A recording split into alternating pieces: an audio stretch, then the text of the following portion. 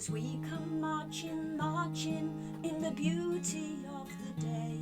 Our million darkened kitchens, our 1,000 mill lofts grey, are touched with all the radiance that the sudden sun discloses.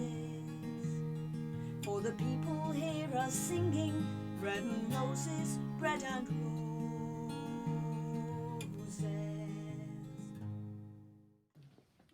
I've no doubt that you'll remember March 2018 when the Beast of the East came ravaging across the country. Well, on International Women's Day, March the 8th, at the height of it, a group of us marched through the town, dressed as suffragettes and waving banners saying votes for women. We did it to commemorate 100 years of some women getting the vote, and we had a lot of fun despite getting very cold and very wet. In the afternoon we had an afternoon tea, and it was then that we heard for the first time the name Elizabeth Elmy. We discussed it at length and we decided that she deserved some sort of commemoration in the town for helping women get the vote. But we decided to fundraise and get a small plaque somewhere in the town centre that visitors could read and hear what she'd done. But the project grew. The more we learned about Elizabeth, the more we realised that Elizabeth is not just a suffragette, not just a campaigning suffragist, but she is an influential, radical human rights campaigner. And she achieved so much that is so important for our life today, not just as women, but as men as well, because she was working for universal suffrage. We decided that it just had to be a statue. So in the 2 years since then, we've achieved such a lot. We've had lots and lots of fun. We got £10,000 grant from the Heritage Lottery that we've used to make our publicity material. We have used it to set up our heritage trail and to make our website. We have written blogs that are on several websites: Invisible Women, Working People's History Library, women's political websites. We've been in the press. We've had a letter in the Guardian. We've had a 3-page spread in Cheshire Life, and we've been in the Chronicle so many times that we've lost count. We've done street stalls. We've been involved with Congleton Pride last year. We have done marches and events in other towns as well, in Macclesfield and in Biddulph, just off the top of my head. We've been on radio, and we've even been on TV when we took part in Celebrity 5 Go Barging. We've done outreach to local schools and local groups, and it just goes on and on. We have had tremendous fun, and we intend to continue until we get our statue. So, what were these amazing things we learned about Elizabeth? Well, when she moved to Congleton in 1867, she was already nationally known. The year before, she had been the first woman to speak before a parliamentary commission, spoken out for the rights of girls to have an education. And this led to the Act being changed and both girls and boys being given an education until the age of 13. Shortly after moving to Congleton, she met her soulmate, Benjamin Elmy. Ben believed as ardently as Elizabeth did in the education of girls. They believed that only via education can women truly be equal. They believed that an educated woman could earn her own money and therefore her own freedom. Not only this, Elizabeth carried on campaigning with Ben at her side and fought ardently for the repeal of the Contagious Diseases Act, which was a particularly nasty piece of legislation that discriminated greatly against women and girls. She won the repeal of that act. She also fought to bring in the Married Women's Property Act, which was a key piece of legislation. This meant that a woman could keep property in her own name, could have her own bank account and money, something that had been denied to women up until that date. She also fought and brought in the Guardianship of Infants Act, which gave a mother rights over her own children. Prior to this, only the father had rights, and if a marriage broke down, it was very common for the man to take the children away and for the mother to never see them again. In 1891, Elizabeth was galvanised into action by the Clithero Case. This was a high-profile case where a man was holding his wife as a prisoner and demanding his conjugal rights. At that time, the laws of the land said it was not possible for a man to rape his wife. It was his God-given right to have sex with his wife whenever he wanted. This poor woman was being held a prisoner, and Elizabeth went into action. She spoke openly on a public platform about marital rape. It was a shocking thing to do in those days. And when they were successful and they won the case, Elizabeth rejoiced and thought that that was it. That was over and done with. Coverture was gone. It was now not possible for a man to own his wife and to have sex whenever he wanted. Unfortunately, this piece of legislation was not changed until the Sexual Offences Act of 2002, nearly 130 years after Elizabeth had fought the case. That's shocking, I think you'll agree. Elizabeth fought for many, many things through her life. They were always campaigning. Elizabeth and Ben used most of their own monies for these campaigns, and it culminated in the women's right to vote, which is the one that we think of when we think of Elizabeth. Elizabeth fought for 43 years for a woman's right to vote. She set up committees, she battled, she got women into groups, and she just fought and slogged at it. She was there on the night the WSPU was set up with Emmeline Pankhurst. Emmeline, of course, referred to her as the brains behind the suffragette movement. We're talking 1907 here, though, so Elizabeth was 73, 74 years of age, was far too old by that stage to go to prison and be force-fed. But they looked upon Elizabeth as their mother. They gave her a title of Nestor, which means wise woman. Elizabeth was particularly proud of that one. So why has our Elizabeth been so abysmally forgotten? Well, part of it was purposeful. She was written out of the suffragette part of the history because she fell out with them. But I think probably her secularism, that didn't fit well with the society of the time. It wasn't good to be an atheist. The fact that she was part of the free love movement, which meant that she didn't marry. She lived openly with Ben in a civil partnership. That didn't sit well with society. She was looked upon as a sort of fallen woman, if you like.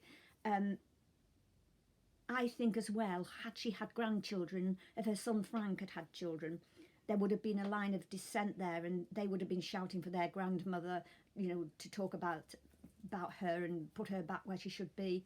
And of course that didn't happen, so that was fundamental to it. But also there was political reasons. The suffragettes and the suffragists were mostly either members of the early Labour Party or members of the Liberal Party. Elizabeth refused to be party political. She always said that she would work with anyone that was working for female emancipation. So she shared a platform with Keir Hardy, and she also worked closely with Stuart Mills, who was a big proponent for women's rights in the late 19th century and was a liberal. And she also worked with the Primrose League, which was a group of conservative women. So Elizabeth had no political allegiance, but she sort of made enemies in each of the parties, if you like. So why did we think it important to have a statue? Well, there's lots of reasons for that. Number one were is that there are so few statues of named women in this country. It's less than 3%. Every town and every village has a statue of some man or other, and we needed to redress that. There is a movement across the UK for women's statues that are being erected. We've had the Pankhurst statue in Manchester, Millicent Fawcett in Parliament Square. We've had the Annie Kenny in Oldham, the Lumberjack Jills and Land Girls in the Arboretum in Staffordshire, and all these will fit together on a trail of female statues across the UK. So it would be nice if Congleton's statue was on that list of things to see. Just before the furore with the statue coming down in Bristol and the Black Lives Matter movement, we made a little film about statues and the need for it. We've got some really good people on there talking about it. We've got a sculptor, we've got some councillors from Manchester, and some hidden women representatives. Go and have a look at it. It's on our Facebook page and it's on our website as well. I think you'll find it very interesting. Going back to our projects that came to a halt when COVID hit, one of them is our heritage trail. We have had made 4 plaques to put on key sites across the town where things happened in Elizabeth's life, where she lived and where her school was and things like that. And our wonderful researcher and trustee, Heather Watson, has done an amazing piece of work. She's been researching locally places where Ben and Elizabeth had incidents and where they did things, and she's put together this smashing trail, really. She's made this wonderful map which shows you where to walk and is full of information about each of the places. That's absolutely fantastic piece of work done by that wonderful woman. I'm going to hand over to Heather now, and she's going to talk about 4 of the sites. So over to the wonderful Heather Watson. Thank you.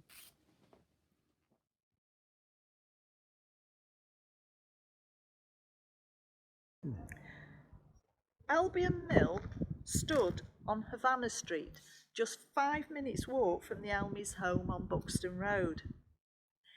It was one of 3 mills run by Ben. His mills manufactured crepe silk. An Albion Mill housed 26 looms, as well as having a fully equipped maintenance department and office space. The mill property also included a house with garden, greenhouse, coach house and stabling. The house has since been demolished and the site is now the car park. The roadside frontage has been mainly rebuilt and is mostly modern. But if one looks at the buildings to the rear, it is plain by the brickwork that these buildings are older and may be the only remaining original parts of Ben's Albion Mill. While Ben had this mill, he allowed the premises to be used for meetings. A public meeting on the subject of Home Rule for Ireland in support of Mr. Brocklehurst, Liberal MP for Macclesfield, was held here in 1886 and chaired by Ben, with Elizabeth being one of the speakers. Also, the Primrose League held meetings here. The League was a Conservative organisation founded in 1883. It was the first political body to give women the same status as men within the organisation. It was used to encourage female supporters, as until women were allowed the vote, they could not be full members of the Conservative Party.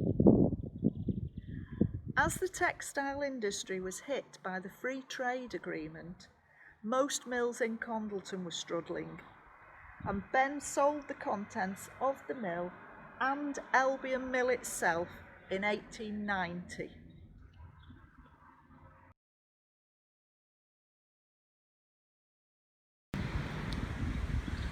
All that is left at the site of Eaton Mill is a car park. In the 1880s, when Ben Elmy's company occupied this mill, it would have stood 4 stories high and been able to access power from a water wheel on the River Dane, which runs alongside the site. It may be that Ben ran all his businesses from an office in Eaton Mill, as he often used this mill as his correspondence address. In one of the only photographs found of this area, one may see Eaton Mill on the left of the picture, with the clouds showing dimly in the background. In 1886, Eaton Mill suffered a fire. Ben used the local press to thank people who had helped to contain the damage. But due to the contemporary economical circumstances, the business never fully recovered. In 1890, the mill and its surrounding property were put up for auction.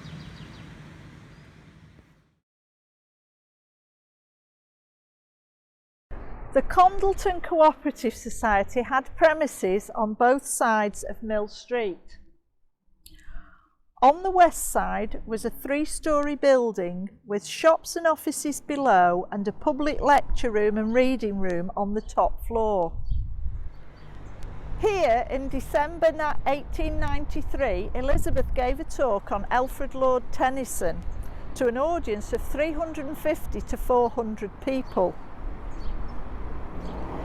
Elizabeth and Ben both used the lecture room here for talks, as the principles for encouraging education for everyone held by the cooperative movement matched their own beliefs. There was a library available which opened at hours convenient to working folk, and their son Frank donated books to this library. Due to its popularity, the library was moved across the road into the now derelict building. In later years, Frank became the librarian for the Cooperative Society Education Committee. This was not one of Ben's mills, but according to Lyndon Murgatroyd's research, was occupied by Harry Cook. In 1876, Annie Besant and Charles Bradlaugh, leaders of the British atheism movement, were on a lecture tour, and Ben Elmy invited them to talk at Condleton. He had tried to book the town hall, but was refused permission due to the provocative nature of the talks. Bradlaugh's title was "The Right to Think and the Right to Speak." The lecture was moved to Salford Mill. A disruptive crowd had gathered, and as Bradlaugh commenced speaking, stones were thrown at and through the windows from outside. Annie Besant was struck on the head. Afterwards, Ben, Elizabeth and their 2 guests had to walk the 1.5 miles to Buglaughton, enduring a shouting and mudslinging crowd. The protesters continued to make a noise outside the Elmys' home. The following evening, Annie Besant was to speak on progress only possible through heresy. At the mill, Bradlaugh ejected a heckler. The crowd outside again threw stones. This time, Elizabeth was hit and sustained a cut above her right eye. But the lecture was completed. Back at the house, Bradlaugh and Ben confronted the troublemakers and managed to disperse them.